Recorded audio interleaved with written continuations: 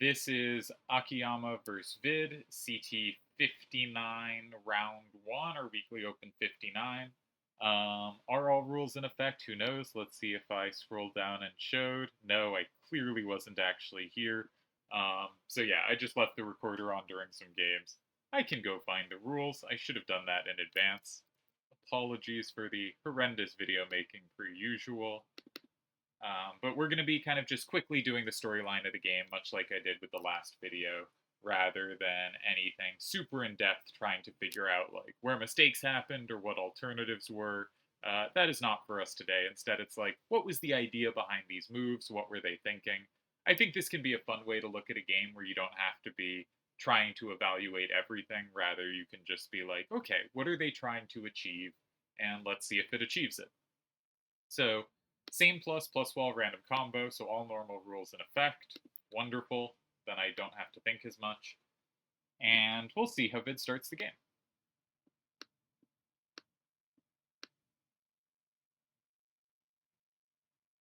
Alright, well this is the problem with Akiyama, is he goes instantly. So we can see Vid goes in 9.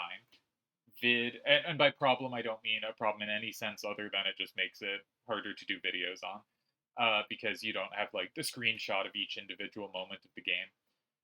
Vid starts in 9, which gets rid of the worst card in his hand. We all know rares are useless, so this makes a lot of sense, right? A weak corner, most of his cards are at least somewhat happy to face this. You know, the 7-3-7-5 says, okay, I like going down. The 6-8-4-3 says, I like going to the right. The 7-5-6-5 says, I don't care much and I can capture this both ways. The 1-8-4-8 says, I don't care a ton and I can capture both ways. Every card in the hand is basically okay with this. Every card in the hand has a double capture, so very easy to recapture if needed, makes sense as a weak corner. Akiyama, as he often does, says, that is a corner, can I interact with it favorably? And he goes for 6-5-4-8 and 8. Now, when you capture corners like this, it is often more important to have high power towards 5 than towards the edge. Because if you have high power towards 5, it's easier to build a wall, right? If they go in 6, locking in their corner, and your card is safe to 5, it can often be easy to find a card to fit in 7 that's also safe, right? Each has only one side out facing. These are much more likely to be safe. On the other hand, if they go 6 and you go 5 to lock in your card in 8, this often comes with like greater costs potentially if they have setups against your card. It's a formation that's a little more favorable for first turn, though that safety can be good too. And Vialva has shown some nice games where he like takes a starting corner with cards like the 1-8-4-8 that has the 8 pointing out, and his point is to block 5 next turn. I find this really risky to do, but I don't also have a good feel for moves in 5. I think players like Tezuka and Vialva have a stronger feel than I do for when occupying 5 is going to be safe rather than a really dangerous thing to do. Okay, this card is safe to 7, and if needed, Akiyama can recapture it from 7. Okay, so also the other question is he saying you don't actually have a good capture in 6? Now, Vid has so many captures in 6, it's hard to imagine all of them are covered. But 1-8-4-8 is met by a same in 5, so that one is covered.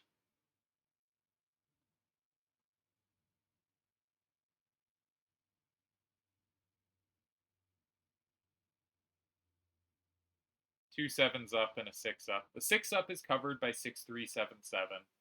The 7s up don't seem that covered. Sometimes there's a big setup in 2 in those positions.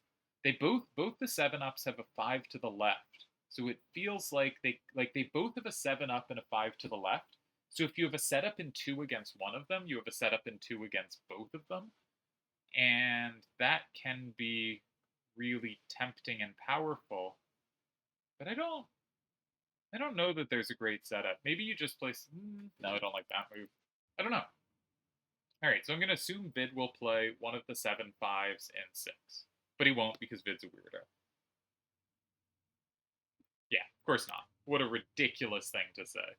But okay, this is the other very reasonable way to play this, and I talk about this construction a lot, where in general, if there's 3 cards in the bottom row, and second turn leads 6-4, but first turn has a safe card, right? First turn says, you are up 6-4, I don't really have combo potential or anything, but I have a square that is safe, and I can still attack both your cards.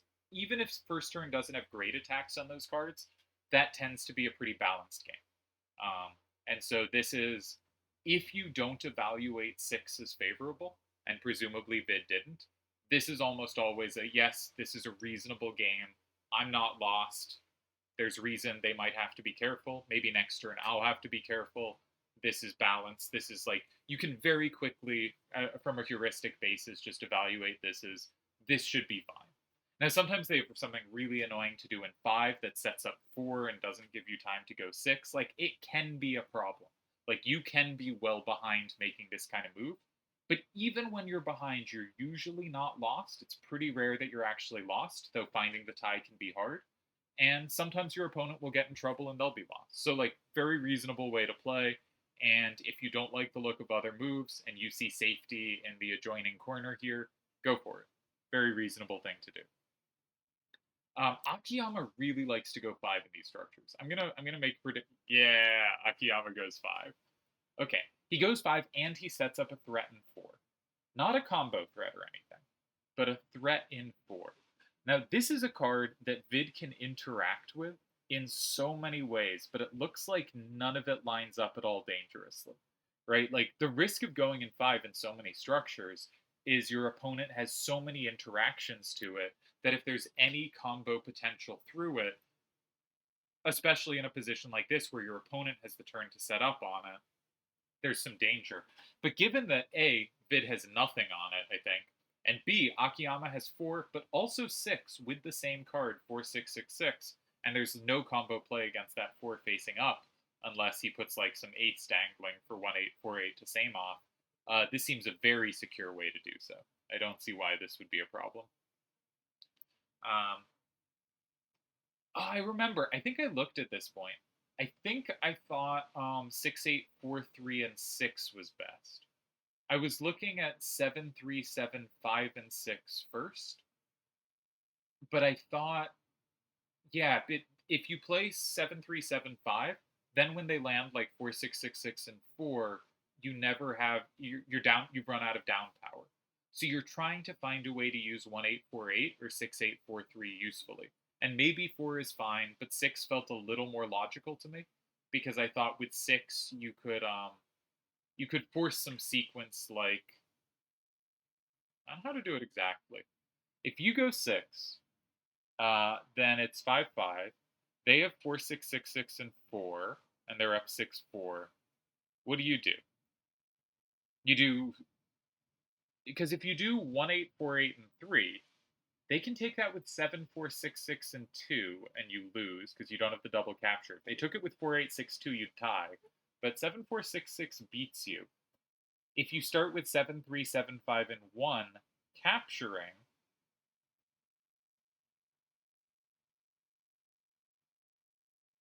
yeah, that holds, right? Because 4-8-6-2 can't flip you. It can be safe, but it can't flip you. Okay, so you're comfortable. So I think when watching, because I did look for a sec at this point, I think I thought 6-8-4-3 and 6 was cleanest, so I had no idea if there were other ways to hold. Vid does go for it. Okay, let's see if I was right that this actually does hold. We see 4 and then 1. Yep. And now 4-8-6-2 is safe to 1-8-4-8, but doesn't have a capture. 7-4-6-6 has a capture, but isn't safe. And Vid holds a tie. All right, so that's game 1 of their match. Which I guess means I probably, if I had my brain on, should have concluded they must have tied this game because I recorded other games. But, you know, what you gonna do? Let us flip over to game number 2. Okay, I made it too big. Normally I do this before the video, but, you know, we're putting together multiple videos. I should have just combined all the videos into one file. That would have been so much easier. You can see I saved it as no sound. But all right. So here we have game number 2. Still going to be no rules. I feel like Akiyama has a little bit of a down problem, so my one bit of pregame analysis will be maybe that can be taken advantage of. But again, we're just going to kind of say, like, what does a move do and why might it appeal? All right. not the direction I surmised. This is a card that can be recaptured, but it kind of seems like both sides have fairly comfortable captures on this that are not likely to be punished. 5827 probably can't land in 2, nor can 3836, but 7148 can. This can actually, I don't think this is the case here, but this can actually be a really clever thing to do that comes up very rarely, but is like a really interesting concept. Is you have first turn, and the opponent has a safe corner they can play, right? Pretend 7148 and 9 was a safe corner. It isn't here because 7258 and 8363 both have really good coverage of it. There's no recapture in 8, so covering it from 6 is certainly sufficient. But imagine 7148 and 9 was safe, right? And you're really worried about meeting that move. And so, like, one thing to think about is going in like 3, 5, or 7, right? 5 can interact with it both ways, 3 and 7 can each interact with it one way. And maybe you set up just enough interaction that, like, when 7184 lands, you now have a way to take it. You have one direction you can take it from, right? And that can be a useful way to find a move. Maybe you like play, I don't know, 8-3-6-3 and 3, which is a weak corner, but it's a weak corner that sets up 8-5-7-1 to have coverage of 9.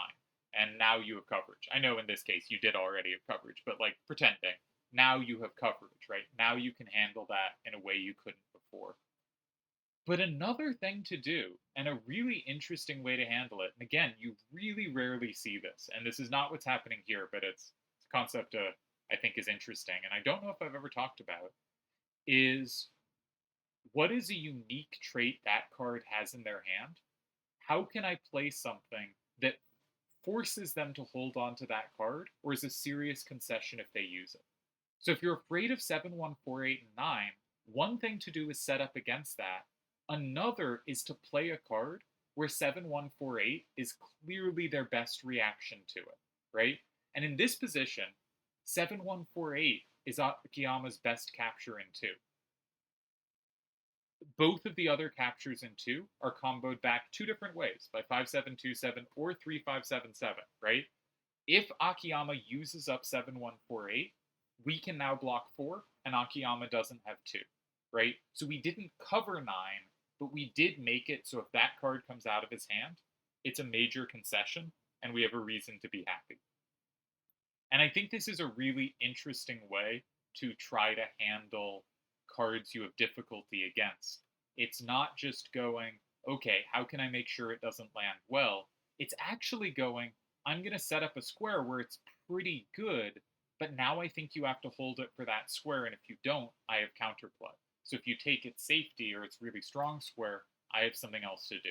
Interesting concept. Not what's going on here, but I think worth yammering about a bit. Okay. So again, Akiyama plays too quickly. We see 7763 in 7. Setting up 3836 and 4. Little dangerously, because 7258 can land in 8. But importantly, no, Vid does have decent cards for 4. Okay. So it makes sense that Vid would play away from the action here, which we've already seen, because it seems like he has decent play on all the squares relevant, right? He has like decent card for 4, decent card for 8, decent stuff for 2, but also none of them particularly pays off at the moment, right? If he goes in 4, the opponent has lots of options for L's, and he doesn't like have high numbers out facing. If he goes in 8, or 2, Akiyama gets 4. So this is one of those situations where it makes sense to go away from the action. I've been there's recently a conversation that accused me of being a major advocate for going in 4 in these structures, but I think there's 2 times when I'm not interested in going in 4. I do usually go in 4, and I think 4 is on average the best square. 2 reasons not to go in 4. One is you have played a strong corner, right? You've played a strong corner in 1 or 7. If that is the case, and they have combo potential against it, it is very hard to fill the in-between square in a useful way. We saw this, for instance, it wasn't necessarily lost. No, that game hasn't come out yet, so I can't talk about that one. But there's a game in the finals of Triad Wars that this comes up for, where the bigger and more strongly you're playing corners, like the more you're like big strong corner that is high numbers facing out, but that also means is likely to have combo potential against it because the easiest things to combo are like A's and nines, and the things hands are most built to. It can be really hard to play the in between square safely, and so the lower numbers facing out, also the lower numbers facing out, um, or sort of more middling numbers facing out, the stuff that my opponent can take, but they have to overpower, and I might have combo potential, and maybe it's a little tricky for them to take. Kind of those slightly tricky medium corners. That's when I'm really likely to block the in between square. High numbers that specifically they have combo play against, I think you don't. The other time I think you try to avoid it is just if like they have good L's, they have good things for adjacent squares, and you're not likely to run out of having use there, right? Like, if you have to go there, it's fine. If you have to go in one of the L squares, 2 or 8, that's fine too. You have pleasant cards for these squares. None really land now, but they all could land. And I think that's what we're seeing here. So we know that it goes away from the action, but this seems logical to me, right? You don't need 5727 to cover 2 because 3577 is nice there. 3577 is a better card to keep in your hand. It faces the action better.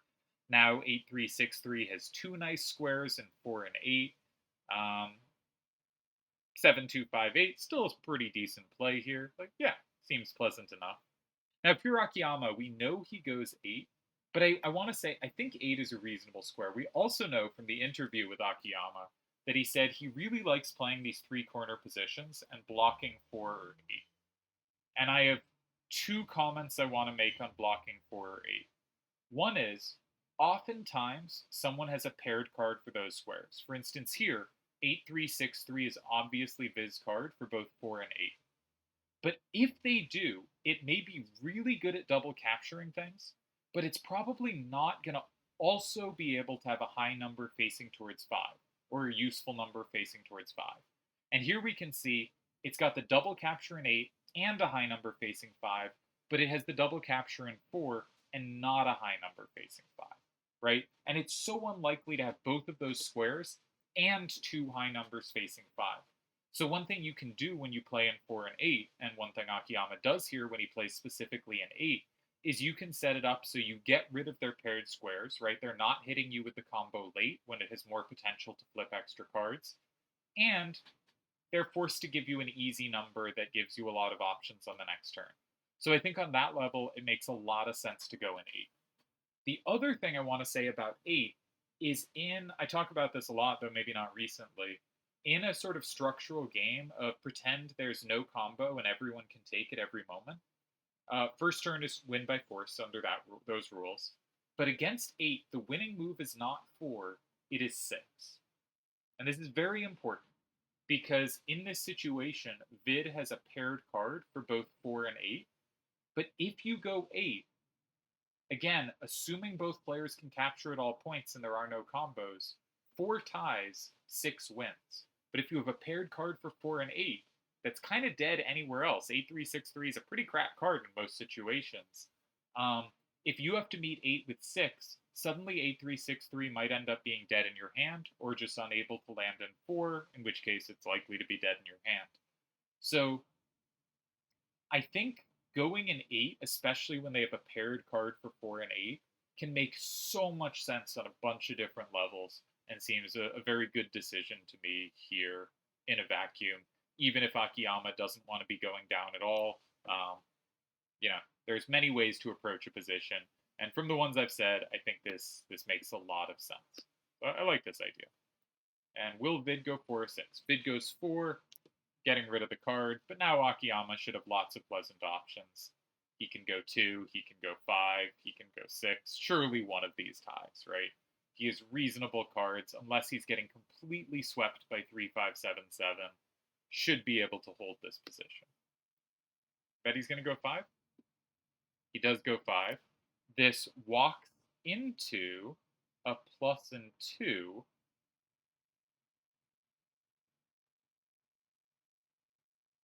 Wait, what?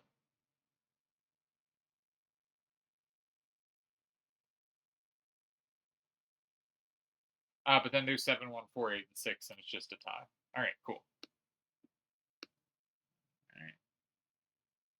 Yeah. All right, and we get the tie. Okay. So that ends the next game, and let's keep going.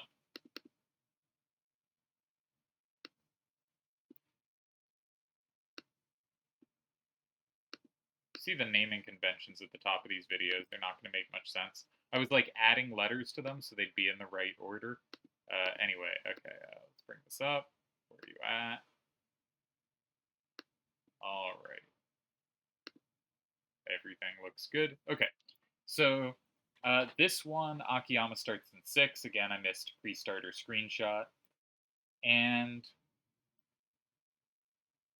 I tend not to like moves in 6, but this one, there is obvious defensive support, right? You have 2 cards that can recapture safely on either side.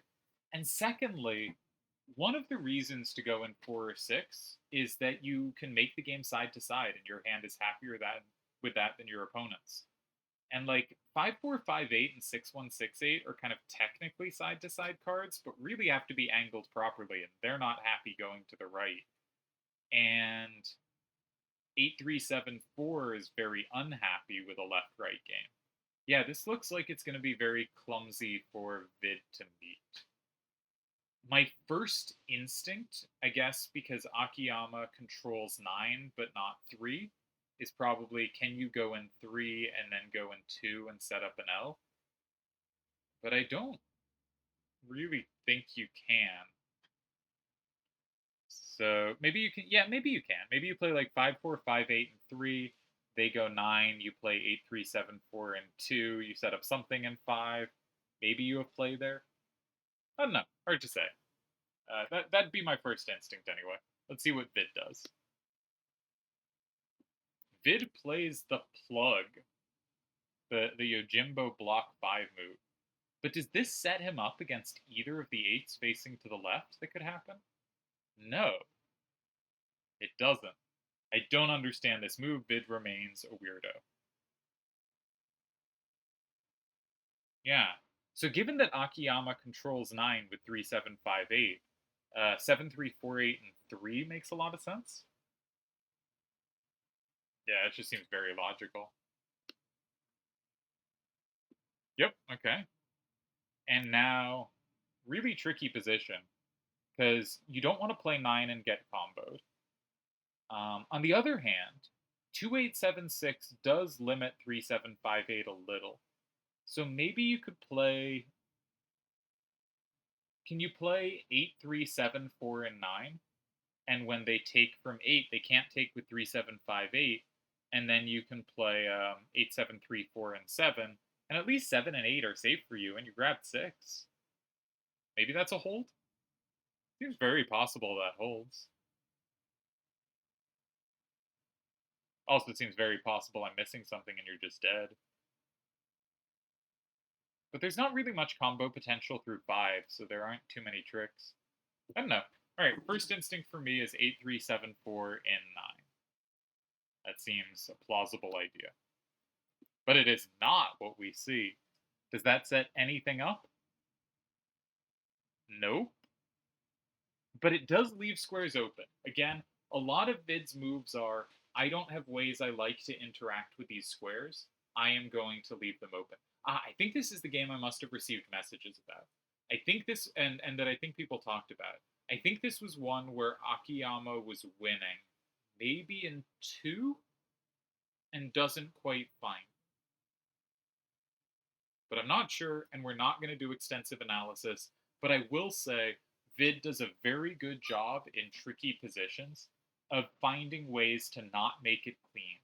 Which is not like a lot of people go, I can't interact with this favorably. I'm going to go far away from the action. And in a way, Vid is doing that, but Vid is doing it when it's also tricky for you to interact. Vid is good at making it a little bit tricky for you to interact.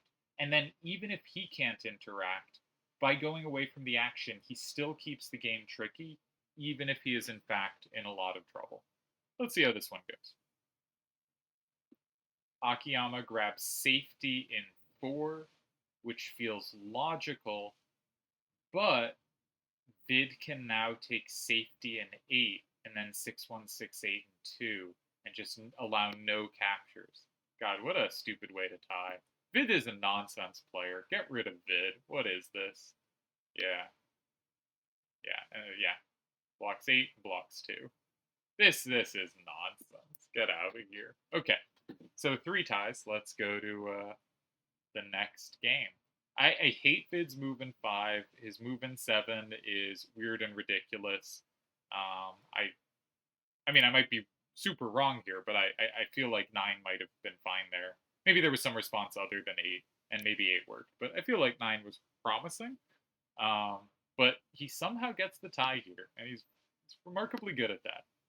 All right, next one. Get this open. Really could have prepared this video better by having all files open at the start, but what you gonna do? All right, resize it. Here we are. I think everything's good. All right. So first turn, who knows? So let's just skip ahead and see what first turn is. Clearly from the position not moving around, I was not. I don't think this recording worked. Cool. All right, so I didn't capture that last game. I guess I just, like, it never refreshed. Why did this video die? I don't know. I believe Akiyama ended up winning the match, but that's all I got from it, so hope you enjoyed. I think maybe some interesting thoughts in here, who knows. I do enjoy trying to do commentary where instead of being like, what do I think should happen, I go, what does this move do? And I think I should incorporate more of that into my normal commentary, because I think rather than analysis being what do I want out of this position, analysis about what are the players trying to achieve in this position, and only later getting to my preferences, I think is a probably better way to commentate that I should do more of. So this is good practice for me. And see, I'm talking about how like I should make it less about me, and my conclusion is, and doing that was good practice for me. That's something to work on. All right, fun match. Vid's a weirdo. Yada yada.